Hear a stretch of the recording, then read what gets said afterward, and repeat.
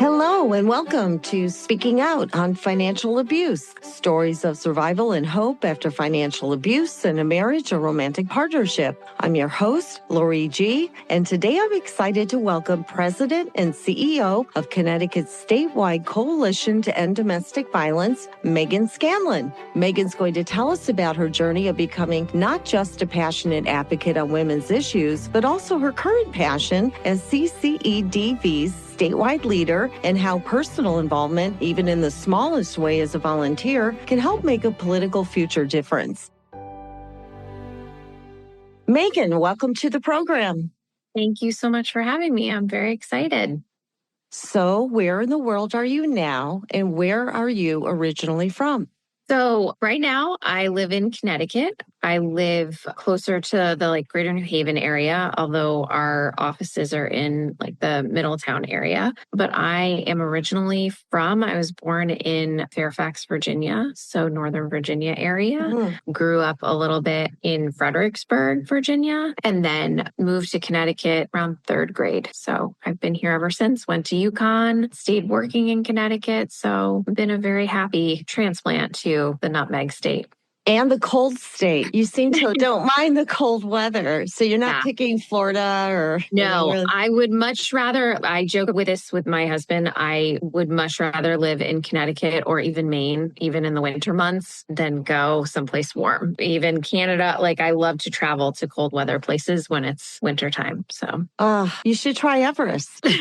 You got it. You can do that weather. I think you can do it or you can't. Well, before we do dig into what the Connecticut Coalition does and how it provides resources for domestic violence victims and survivors, how did you personally become involved in the domestic violence field? What is your background professionally or experience? So I actually didn't really have an intention of being in this field at all. I think, when you look back on your life, things make a lot more sense than they did as they were happening. I'm sure folks can relate to that. When I was young, I wouldn't have known this at the time, but definitely having done this work for several years now, I would say I certainly was impacted by dating violence in my life. And I think that really helped to inform some of the paths that I took from there. So when I went to UConn, I got really into social justice movements and sort of joined a lot of the different social justice groups that you could get involved in on campus. And that's probably where I first really got involved in terms of social justice or any gender-based violence, or just understanding those systems a little bit better and just being able to advocate for students at the time on campus. Then I got really interested. I was an English and political science major, so I was really interested in advocating for students. So went to the Connecticut State Capitol as one of the students that met with, at the time, the majority leader, which was the representative for Storrs or Mansfield. And I was really blown away by the fact that A, she was a woman, and B, that, she had this, what I thought was pretty cool job to listen and solve some big problems. At the time, we were advocating for more funding for students for UConn. And so I just remember that experience and calling my roommate and being I want to end up working in this building. This seems so cool. So that kind of informed what opportunities I took from there. There was an internship opportunity that came through the political science department to intern for then the congressman that represented where I grew up in Connecticut. And I just really liked some of the work he was doing around juvenile justice issues and other social justice issues. So I applied and ended up interning for then Congressman Chris Murphy, who nobody knew who he was, and then wound up from there actually working for him for 8 years through the House and the Senate. And I got to work on a lot of different issues and see how government impacts different systems. I got really passionate about women and children's issues through that work, because as we're seeing now, the most vulnerable tend to be the most impacted when there's some decisions made about cutting certain programs or funding. And that just really sort of fueled my fire for advocacy in those spaces. So I wound up getting really interested in that work. I wound up going to work for some nonprofits that advocated for children, doing some fundraising communications, and then wound up sort of thinking that the way to solve this problem was to elect more women to office. So then took an opportunity to go and run a state Senate race up in Eastern Connecticut for then a young state senator. She's currently still the senator in that area, but it was the first time that a woman held that seat, which was really exciting. exciting. And then decided that I was crazy enough to try to get a woman elected to the 5th Congressional District seat again. And so went to go work for now Representative Jahana Hayes in terms of her first campaign. So her primary campaign and her general election. So super proud of that work, but then really, really felt like I wanted to do more direct service. So wound up going to run a nonprofit that helped women in crisis. Now, we didn't just help women that were impacted by domestic violence. Oftentimes there was a DV component to their crisis, whether it was their homelessness or mental health. But I found that a pretty common thread was domestic violence and sexual assault histories in the women that we were working with, and was really, really happy doing that work. And COVID happened and we were pivoting to try to help women, and certainly undocumented women at the time just survived that whole shutdown of the world. And this opportunity came up and I actually didn't apply. But I had a really good friend of mine at the last minute be like, you should just try. Yeah. And here I am 4 years later. And I really, really love working with our member programs, and the direct service work they do is so critical. But I'm really, really fortunate to be able to focus on some of the systems advocacy and policy advocacy that really kind of like fueled me at the direct service level. We were always trying to find ways to work around different systems or like try to navigate systems with individuals. And it's really an incredible privilege to be able to make those systems more trauma informed now and more survivor centered, so that folks on the ground trying to navigate these systems and help people navigate these systems have a little bit easier time. Well, it must be incredibly rewarding. All of us have passions for issues, but very few have really frankly, the thick skin and the guts to make direct changes. What do you think the highlight was? You did so much early advocacy work at such a young age. Where did you go to school? I went to the University of Connecticut. I guess my advocacy, I'm fortunate that I feel like my own lived experience sort of fueled my ability to have a thicker skin, if that makes sense. And then I had parents that were very supportive. My dad worked in the Department of Justice in the Civil Rights Unit. So I feel like his just whole mentality about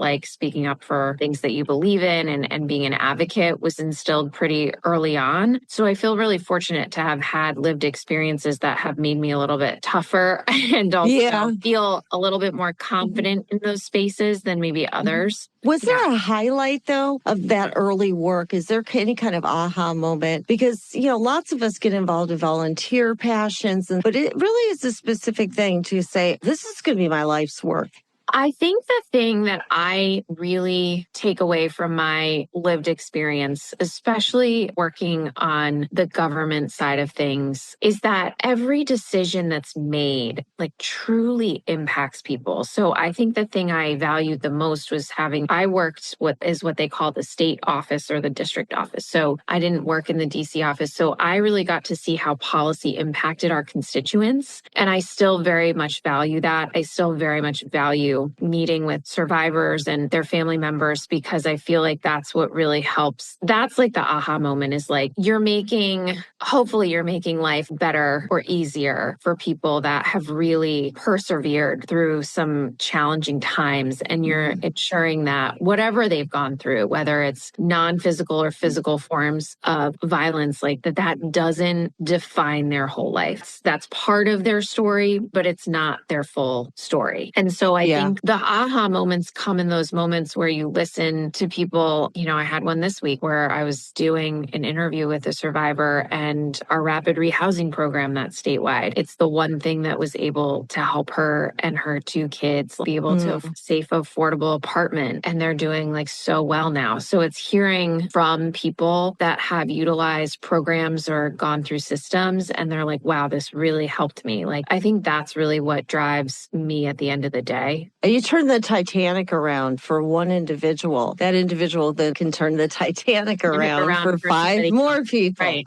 So where you are now, the Connecticut Coalition Against Domestic Violence, it's a statewide advocacy, outreach, and education, and it provides that more than a dozen, I think 18 member organizations in Connecticut. So how did the CCADV start and when? What does it do exactly? So like all good things, it starts with like a bunch of women that get together and have an idea. So with no money, no support. With no money and no resources. So that's kind of how it started. It started with a group of women back in the 70s that wanted to help women who were experiencing violence in their homes. And then in 1978, they were officially established as a nonprofit, a 501c3. And from there, obviously formalized over the years into the coalition. The coalition is informed, like we exist to serve our member organizations through advocacy, outreach, training, technical assistance, education. So we're made up of those 18 sites of our member programs across the state. We focus at the statewide level, not so much on the direct services, but on how we can support those direct services. And that is through our advocacy, our training, our technical assistance, our outreach and education programs. And then not every coalition, but we are one of a handful of coalitions across the country that do run our statewide domestic violence resource hotline, which is CT Safe Connect. So that's a 24/7 resource hotline that individuals can call, text, email, or chat with a live advocate that can connect them directly to their local member program for whatever services they need, whether it be shelter services, court-based advocacy, counseling, support for their children, basic needs advocacy, and so much more.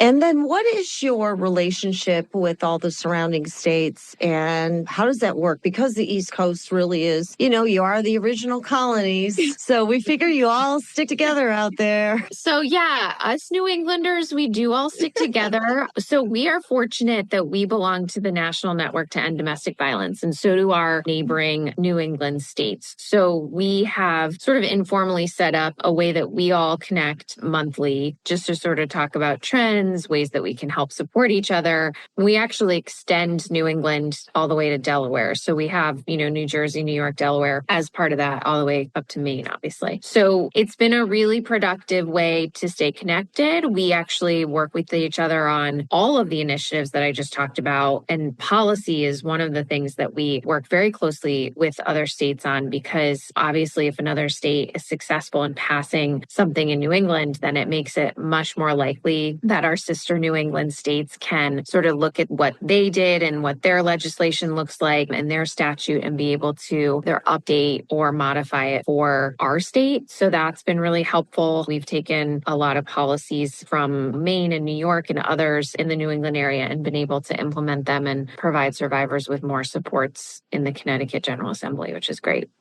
Having a brain share like that, each state's got different challenges and even different laws on the books. With all these challenges going on with nonprofits, and certainly the domestic violence field is being hit really hard financially, what are you hearing collectively and within specifically Connecticut as the biggest challenges? Funding is always an issue. I know it's extreme right now. What do you think are the biggest challenges in terms of doing outreach and advocacy? Kind of where do you think we're headed into early next year in providing resources? Funding is always a factor. So the only thing I'll touch on with this is I think this is the first time at the national level where most states, including Connecticut, rely very heavily on state and federal funding. And most of the time it's federal funding that comes into the state and then gets passed through to various service providers, including the coalition and our members. I think this is the first time that we feel like the work is not valued the way that it has been, or the work's not as important, or that the people that we're serving are not as important. So I definitely feel like there's been a shift there. I think our hope is that we maintain the services we currently have over the next 3 to 4 years. And then obviously the hope would be to expand them moving forward. I think there is a real possibility that we have to cut services. And I think that is scary to us for a variety of reasons. One is we already serve about 40,000 individuals in the state, and we know that's not everybody. So we worry that populations that we've been trying to make progress with in terms of outreach and education and utilizing services that will just be too scared to reach out for services. I think there is a level of fear regardless of your status in this country at this point. Mm-hmm. So we're really trying to make sure that we reinforce and reassure our member programs as well as survivors that we are here. Everything that we do with them is safe, free, and confidential. We're not going to break that confidentiality. So I think overall, there's just this really big sense of uncertainty that obviously when something is uncertain, it drives a lot of like fear and anxiety. You have a fear of seeking help because there could be retribution, there could be deportation. The solution could be worse than the problem to that victim.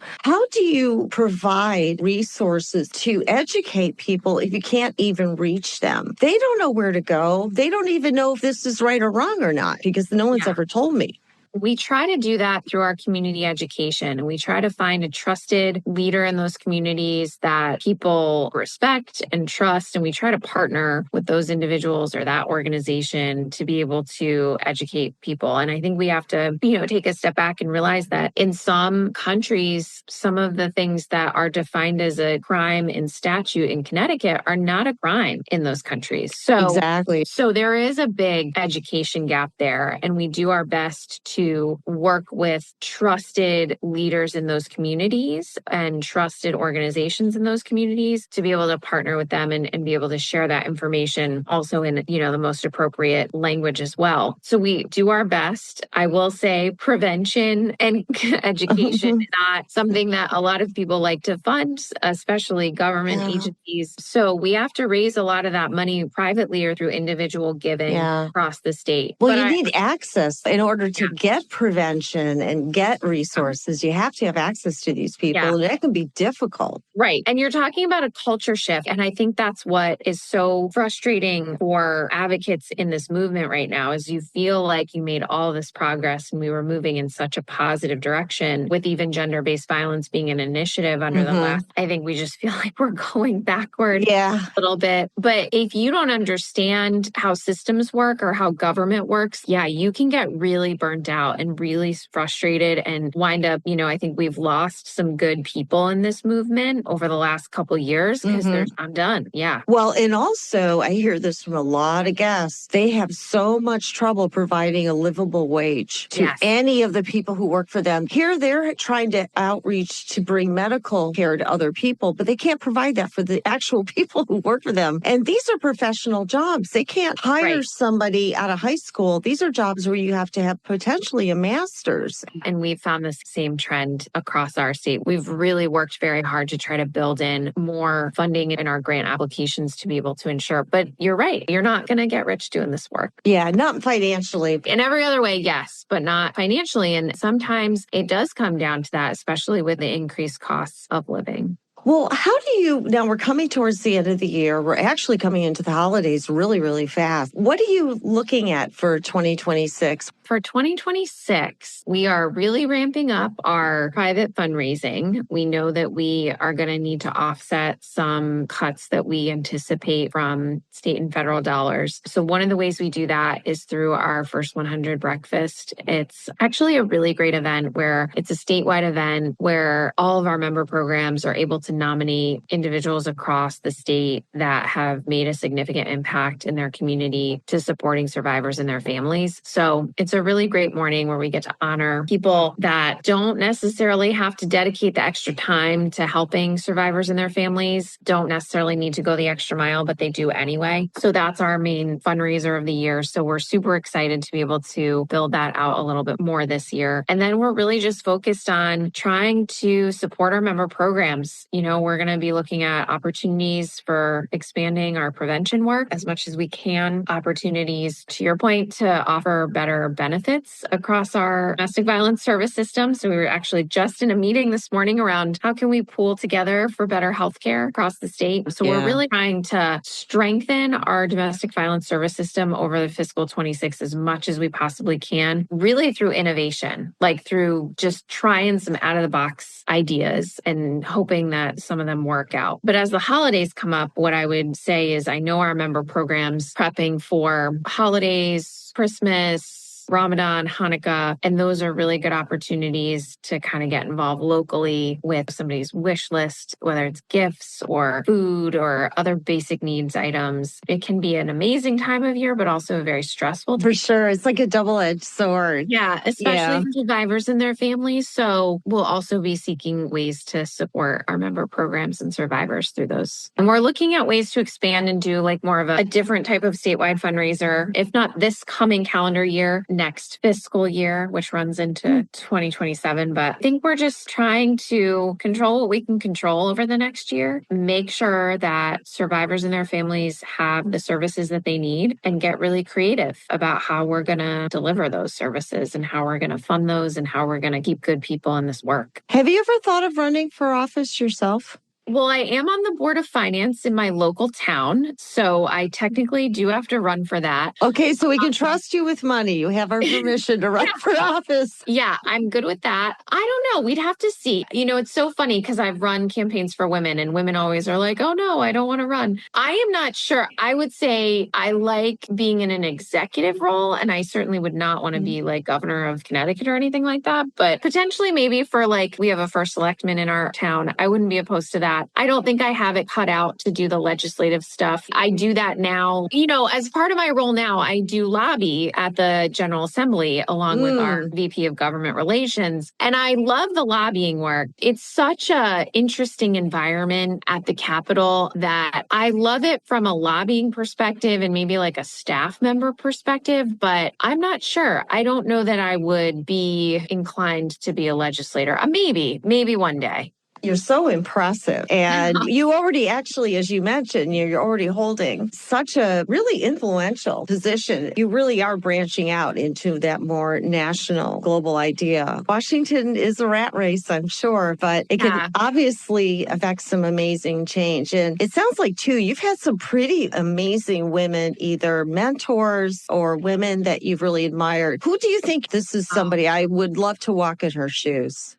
That's a really good question. I think there's two people. So I will say the person that I have learned the most from in terms of working for has been Representative Hayes. So she, I had been working in the House and the Senate, and you yourself get a little institutionalized to like the institution. And she really challenged that in a lot of ways for me that I think was super helpful. And I think that's part of why we were not supposed to win that primary. We weren't supposed to win. And I think she really taught me that, ironically, we really ran that race on a hope and a prayer in the beginning. So I think she very much taught me that hope is a strategy, and that if you get some good people in a room that have a shared common vision, you actually can do things. And so I think I learned the most from her. I think the people I sort of like, oh, I wish I would be them when I grow up, is the CEO of Planned Parenthood of Southern New England for me. I admire the work that she does. I admire sort of like how she is leading that organization in like a very tumultuous time for reproductive rights. So she would be one, and her name is Amanda Skinner. The other one would be my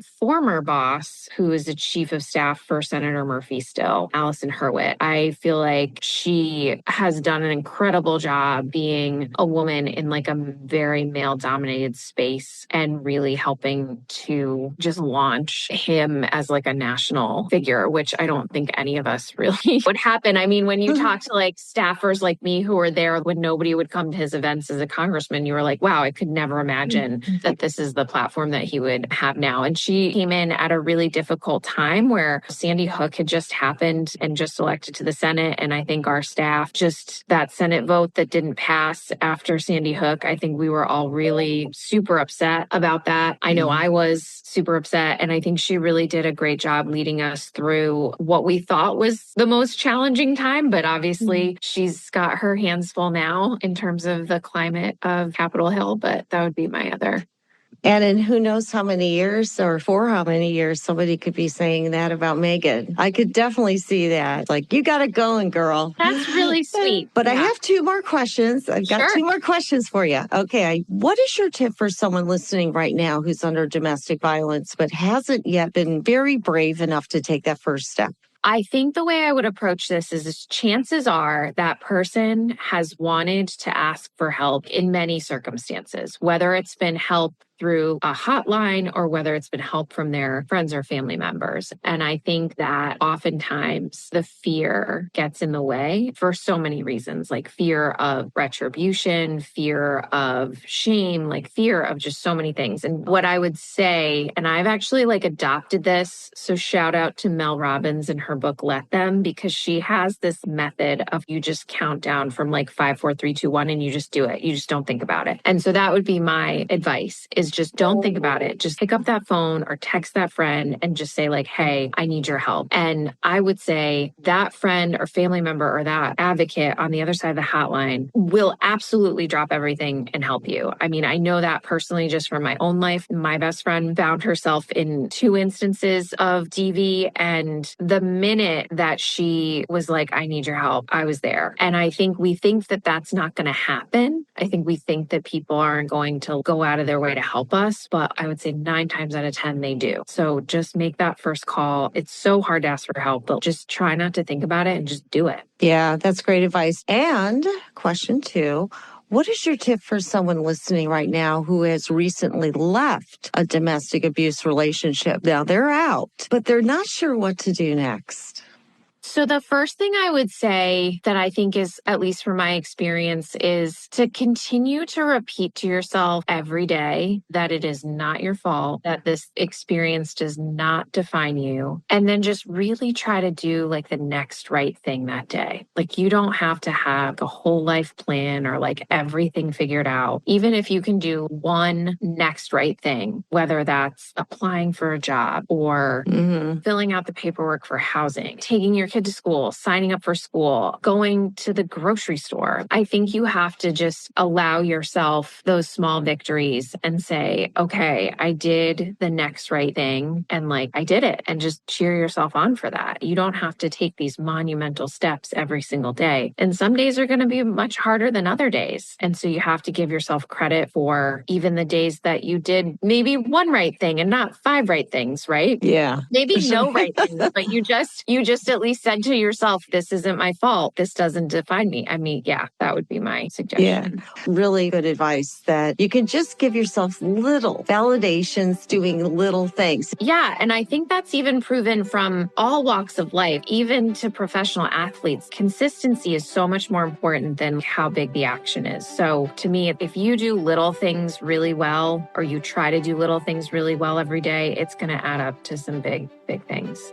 Well, I am really appreciative that you're on the show, and I hope you think about coming back next year. Maybe tell us in the middle. Yeah, tell us what you're doing next year in Connecticut. And you have been listening to Meghan Scanlon for the Connecticut Coalition Against Domestic Violence. I'm going to post all of their links below and any new things they have coming up for next year. And you've been listening to Lori G, and this is Speaking Out on Financial Abuse.